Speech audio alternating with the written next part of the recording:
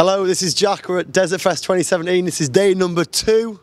Yesterday was fantastic. I'm here with Tony from Turbonegro. How's it going? Very good indeed. It's very desert-like today, as I'm sure you can see from this wonderful weather. You know, aptly named. Okay, so you guys haven't played in London for a long time. Nearly half a decade, is that right? No, we did play 2.5 years ago for House of Vans, and then the last time we played like a gig because that was, you know, one of those kind of event type affairs. Last time was here 5 years ago exactly. Wow. 2012, which I believe is 5 years going by your calendar. How does it feel to be back in London? Because you're a Brit, is it kind of a homecoming feel, especially for Desertfest? It is. I mean, it is odd that we have like 2 hometowns, so it's kind of nice. It's like Desertfest is always like, there's lots of friends who are in bands who are playing, especially friends who are known from like nothing to do with this band, you know, from like previous kind of, and like just all my old friends, Steve from the Crowbar, everyone else, you know, it's all, everyone's here. It's, you know, it's nice. It's a family affair, exactly. Yeah, you guys have got quite eclectic tastes. I know you're into your old hardcore, the Stupids, and stuff like that. First band I ever saw was, well, first hardcore band I ever saw was Stupids. Good band. Yeah, it's funny. I think you kind of go full circle, don't you? You kind of, whatever you're into as a teenager, I think makes a real impression on you, even if you don't really. You know, there's a time probably when you're in your 20s where you're a little bit embarrassed by the stuff you're into when you're a kid. Feels a bit like, oh, I'm into much more mature stuff now. But you can't get away from the fact that that's your kind of formative thing, and that's the thing. So as you get older, you kind of realise how important that sort of stuff is to you. And so many of my friendships and so many of my you know, my close friends and people I know in other walks of life now, we're all hardcore kids as well. It's sort of funny how it kind of works out like that. So it's still really, yeah, it's a big part. Even though I don't listen to it much, I still kind of consider myself a hardcore kid. Yeah, that's kind of what I am. How does it feel playing on a predominantly stoner and doom metal kind of lineup? Is this we're one of those weird bands. I mean, there's lots of crossover with stuff we're into. I mean, my old band toured with Scissor Fight, you know, for years. We were like a brother band, you know, for us many years ago. And then obviously Sleep's playing, and Matt and those guys for years. And like, so there's lots of bands on the bill who like we know and we're friends with. Turbo's a kind of weird band. Like, we don't really fit in with anyone, so therefore it's very easy for us to fit in with everyone because we're not particularly, you know. I mean, whenever people ask me, whenever like normal people ask you what kind of music you play, and I go, oh, metal, is it? And I sort of go, well, no. And I just sort of say it's rock. But then I kind of think that gives such a weird impression because they would think that would mean that it's quite mainstream. But it's like, predominantly, we're really just a rock and roll band. You know, I mean, that's really all there is to it.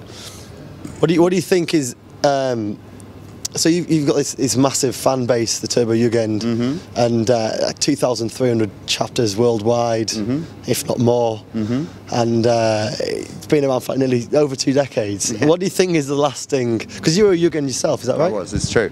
What's the lasting appeal and the power that it's got? Because things don't last that long. The fact that it has its own life and it has its own thing, it's very independent. It's very different to, like, say, do they call them the Slatanic hordes still? Is that what Slayer fans call? What, you know what I mean? So many of those bands are kind of set up where that's the life. The life is that they are the fans of that band, and that's what they do. Whereas I think Turbojugend is definitely a very independently minded thing. The thing we have in common is maybe a kind of like sense of humour, you know, kind of like a, whatever everyone call it, hedonistic kind of approach, but really it's kind of its own thing. So I think that's the longevity, because it's there when the band are not together, it's there when the band are together, because obviously we've split up twice, you know, and been apart while the Jugend's kind of carried on. So clearly if we go again, they're carrying on, like they don't give a fuck, you know, they're carrying on. So, you know, I think that's the longevity. Okay, it's quite a big question, maybe quite a strange one, but after like 20 years, more than 20 years of Turbonegro, what do you think is the appeal and the lasting power of the band and death punk in general? Is it like the flamboyance or the ethos of it all, or what do you think? What keeps people coming back? I think that like most of the influences and things we're taking from are kind of pretty timeless. Like, we haven't really done the rap rock record or the or the ska punk record or whatever. You know, that's true. So I just think it's just like that stuff we're taking from is so kind of canonical. But there's enough of it that, like, you know, you can still make interesting kind of mixes of things, or maybe, you know, like things that people hadn't really thought of, or hadn't put together before. But we're record collection rock. I mean, that's really what we are. It's just all the things that we've collectively for 200 years probably between us, there's six of us. Jesus Christ, it's a very like 200 years worth of like just what we've been listening to, you know, and then coming together into bits, which is pretty much what every band says, I'm sure. But there's no notion of it being current or being somehow appealing to right now or whatever. It's just very much there, and I think, and that's the only really way to sort of to remain out of time, is the only way that you're really going to remain in time, you know. And maybe a big question to end with. You call yourself the nihilistic army, or you refer to the Jugends as the nihilistic army. Nihilism's quite it could be quite a negative thing. It could be perceived to be. How is nihilism a positive thing?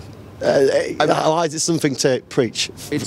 I mean, I think what it is that there's a central idea of this band is just that kind of like, some kind of like, the road to success leads to the palace of wisdom, sort of William Blakeisms of like the idea of just like partying till there's some break in the clouds and some moment of clarity appears. I suppose that's really it. And so the nihilism is just kind of hitting full throttle into something because something else is going to come through the outside. You know, Carly Mayer, the creative becomes the destructive, becomes the creative. You know, there's something in there. Yeah. Lifestyle wise.